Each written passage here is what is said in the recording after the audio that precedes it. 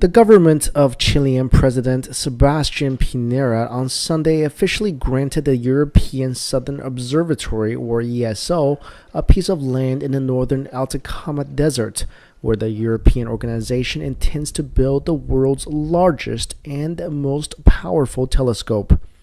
Chile is already home to the ESO's Very Large Telescope, VLT, and a number of other powerful telescopes.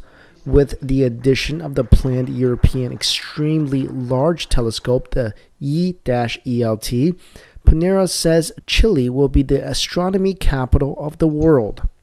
According to the ESO, the VLT is currently the world's most advanced optical instrument, allowing astronomers to see details up to 25 times finer than with the individual telescopes.